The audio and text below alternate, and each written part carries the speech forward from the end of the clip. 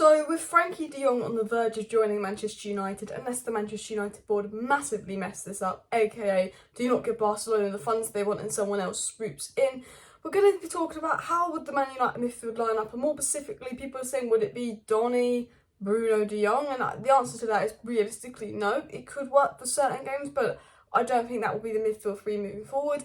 Is it going to be Fred, de Jong, Bruno? What's Man United's midfield three going to be? And all of that. How can the midfield line up together? Now, there's Garner, there's McTominay, there's Donny, there's obviously de Jong, there's Bruno. Not many midfield options. There's even Andreas Pereira. Yeah, the midfield is thin, and that's why I say two midfielders is a must, not one, two. We've lost Pogba, we've lost Matic. We needed a midfielder when we even had Pogba and Matic in the team. We need two midfielders, and you know, Erik Ten Hag knows that. Laurie Whitwell said Erik Ten Hag's priority is midfielder, wants two midfielders. We've been linked to Alvarez of Ajax, we've been linked to Enzo Fernandez of River Plate, we've been linked to Kante, we've been linked to recently Sangare, that I think would be my sort of ideal option. There's even Neves, but if you get de Jong, you won't get Neves because he's like 50, 60 million. Calvin Phillips. We've been linked to a lot of midfielders, and for me, the way I look at it is Bruno's going to be the number 10, let's be honest. I think Donny will get a chance, but I think Donny could play deeper because I think that's, you know, McTominay and Fred, this is competition. You know, it's easier to get over McTominay and Fred than Bruno. Despite Fred being very good under Ragnick, and I think Fred being good under Ten Hag, I don't see McTominay as a Ten Hag player. The fact that Ten Hag's watched a few of our games towards the end of the season and instantly decided, yeah, he wants two midfielders. You know, McTominay, especially towards the end of the season, I remember he played 90 minutes and he had less touches than Matic in 45 minutes. But for me, if you're playing against a side like Nottingham Forest or a Norwich who've just gone down, I think you could play Donny, de Jong, Bruno. If you're playing against a side with a low block, yeah, I think it could work. But Donny, de Jong, Bruno's not going to be our midfield three. It's not. It could be Donny, de Jong, Fred, a little bit more balance in there. But realistically, we still need a defensive midfielder. Now, because Ten Hag will play a 4-2-3-1 and not a 4-3-3, you don't need an out-and-out six. You don't need a Declan Rice. You don't need an out-and-out DM. You just need someone that's very defensively disciplined enough to partner de Jong and complement de Jong. And Erik Ten Hag's plan is reportedly to build a team around de Jong, and de Jong will be the statement signing. And he's told de Jong reportedly on the phone that he wants to build a team around de Jong. And it's to build a whole kind of lineup around Frenkie de Jong.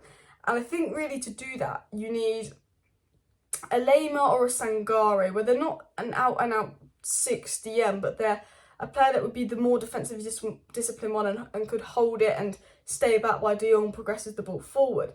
Now, would Sangare, de Jong and Bruno work in a midfield three? Well, that's my ideal midfield three. You've also got Donny, you can add to that as Garner, there's Meshbury, you could even maybe get an Ericsson. There's other players you can pick and choose and stuff.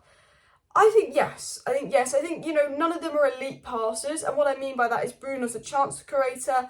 De Jong, I'd say is more of a volume passer. And de Jong's known for really his ball carrying and his ball progression. But he is a very, very good passer. And yeah, Sangare is there to be the more defensive-minded one. But I think for me, you know, the answer to the question is, you know, de Jong, Donny, Bruno wouldn't be our midfield three. Can they line up together? Yes. Could we play in the same squad with them? Yes, but I don't think they'd be on midfield three. What Erik Ten Hag could do, which I don't think he will do, is play a diamond of Bruno, de Jong, Donny, and whoever the defensive midfielder is, Sangare, Lema, whoever we end up getting. Knowing Man United, we won't sign anyone. I think a diamond could work. You know, the best football we played on Ollie was with the diamond and Donny, and I think it was against RB Leipzig or someone, and that was really good. But I think, you know, going forward, it's de Jong, Bruno, and it's someone that's going to complement de Jong and Bruno. It could be de Jong, Donny, and someone else, but Bruno's just signed a new contract. He will be in Erik Ten Hag's plan, and Erik Ten Hag does like a player like Bruno. A lot of people saying Bruno's not an Erik Ten Hag player. Like, look at Tadic. He likes a guy that's going to spam hero balls and stuff, and I think Bruno under Ten Hag will be a lot more disciplined, but I think he's the kind of player Ten Hag wants. But in my honest opinion, I want de Jong and I want him to have a defensive partner. We've been linked to Kante, Enzo Fernandez, as I've said. My main option is Sangare. I've not seen him play a lot, but he's got that kind of 6'3" physical presence and he's been very good at PSG. Let me know who you'd like to partner de Jong. But de Jong, a defensive partner, and Donny could be a really good midfield three, but Donny's yet to prove himself in the Premier League, which isn't really Donny's fault because he should have had a chance over McTominay and Fred. They were crap under Ollie. So I think it would be Bruno, de Jong, a defensive partner. That would be my midfield three. I think that, you know, de Jong can be a volume passer if he wants. I think We need that defensive person for a bit of stability, and I think Bruno in there. But I think Ten Hag will discipline Bruno to how he needs Bruno to be. I think it's weird because it's a rebuild, and I think, you know, this rebuild needs to focus on the midfield first. I generally think if we get our midfield right, we get top four. I think the difference between winning and losing top four last season, in a sense, was one, the mentality of players in the dressing room, which is something, again, Ten Hag wants to address and change. But two, like the midfield, like McTominay and Fred just getting absolutely dominated. Now, I do really like Fred. I'm a bit of a Fred fangirl, you guys know that. And he's a good workhorse, he's a decent player, especially under Ragnick when he was playing more in an 8 role. But as I said, McTominay and Fred, when they play in that 8 role, they're alright. When they're further up on the pitch, they're alright. The problem is they played together, they both played in the defensive role together, and they looked poor. Fred, obviously, a lot better than McTominay. But the way I see it is, I think Garner, if we get 2 midfielders, Garner's back on loan at Nottingham Forest. If you get 1, you've got to keep Garner. Andreas Pereira hopefully will be gone. I think Fred will be involved a bit. I think McTominay will probably become a bench player under Ten Hag. I think McTominay's got the right attitude. I think he's got the right work rate, but he's just not good enough. And maybe that's not McTominay's fault, because I think if we played him as an actual box-to-box and put a solid DM next to him, we'd see a different Scott McTominay. He's quite good going forward.